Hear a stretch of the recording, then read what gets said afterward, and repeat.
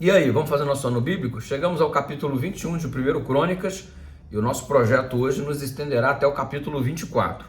No capítulo 21, estamos vendo Davi manifestando um sentimento que Deus não gosta nem um pouco. E Deus não gosta deste sentimento, aqui demonstrado como sendo o orgulho, por um único motivo. Porque ele é o pecado que menor esperança incute ao pecador. Porque Deus não tem acesso ao coração daquele que é orgulhoso por se tornar independente e vedar todos os acessos da alma à ação do Espírito para nos levar ao arrependimento e à novidade de vida. Este pecado foi exatamente o que culminou no início de toda a grande rebelião, de todo o grande conflito que estamos presenciando. O pecado do orgulho nasceu no coração de Satanás e aí tem se espalhado no coração de diversos seres humanos como um verdadeiro veneno que apodrece a alma.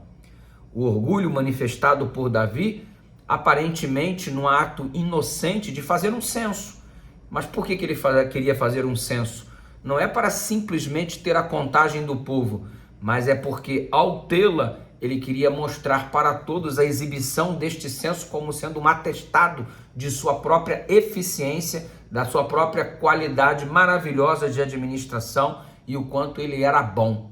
Ei, Deus não está interessado em que você mostre para o mundo o quanto você é bom, o quanto você é autossuficiente, o quanto você é talentoso. Deus está interessado em mostrar ao mundo o quanto ele é bom através de você. Então nós existimos para glorificar o nome dele, isso traz o verdadeiro sentido da vida. E diante disso, Davi perdeu meio que o foco e fez um censo, não simplesmente para levantar informações a respeito do povo que governava, mas para usar essas informações a fim de exibir ao mundo todo o poderio que ele havia estabelecido em seu reino. A sua coroa não era para que recebesse privilégio. Na obra de Deus, quanto maior a posição, maior a necessidade de servir. Davi resolveu fazer o que deveria ter feito finalmente quando viu uma praga ceifando a vida de 70 mil homens. Ele resolveu orar e resolveu oferecer sacrifício e reconheceu no verso 8 que ele agiu de modo louco. No nosso caso, independência não é liberdade, independência é morte. A gente usa uma frase muito célebre para celebrar, para atestar a independência do Brasil nas margens do rio Ipiranga. Independência ou morte. No nosso caso, independência de Deus é morte e pior, morte eterna. É igual ao verso 8, agir de modo louco. A espada do Senhor veio, a lição foi obtida e no capítulo seguinte você observa Davi já agindo de um modo diferente. No capítulo 22, ele está providenciando todo o material necessário, está dando início aos preparativos para a construção do templo. Ele queria construir o templo, mas Deus disse para ele: não, Davi, você não vai construir o templo. Salomão, o teu filho, o construirá.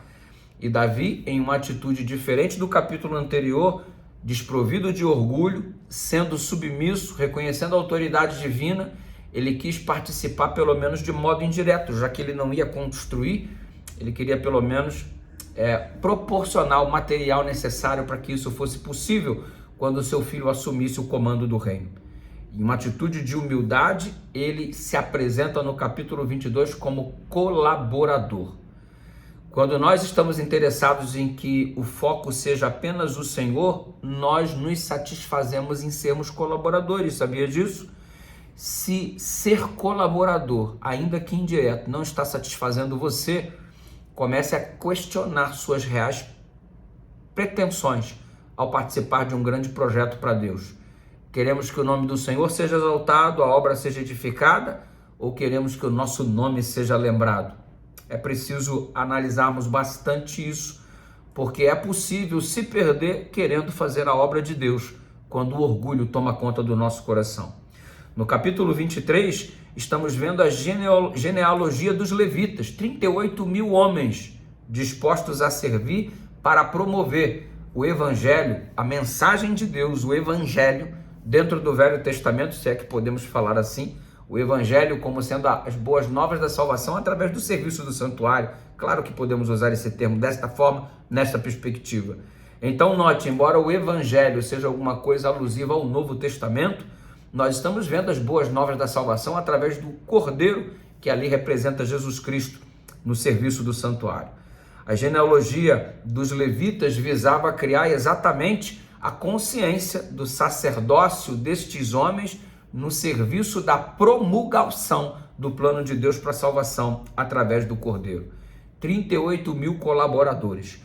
Nós hoje vivemos num tempo do sacerdócio de todos os crentes, não apenas a tribo de Levi, mas o sacerdócio de todos os crentes. Paulo fala sobre isso. E a minha pergunta é, você tem sido um colaborador? O templo é apenas o reflexo dos seus membros. Seu templo é formado por membros em que todos são colaboradores? Então certamente o seu templo é um lugar maravilhoso de se estar. Agora, se nós não temos colaboradores, só temos pessoas querendo evidenciar o seu próprio eu, o templo não tem a paz que excede todo entendimento, porque Deus não tem habitado em lugares assim. Chegamos ao capítulo 24 e observamos Davi envolvendo-se no serviço de distribuir os turnos para que os sacerdotes, os descendentes de Arão, ministrem na casa do Senhor. Você percebe a vida espiritual atrelada aos sacerdotes, ou seja, os sacerdotes com um desempenho, uma responsabilidade primordial no desenvolvimento espiritual do povo.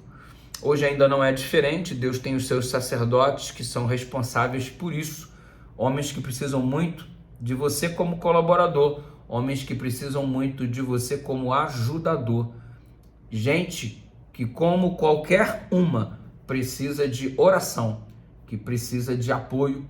Então ore pelo seu pastor, ore pelo seu sacerdote e juntos possamos fazer a obra do Senhor.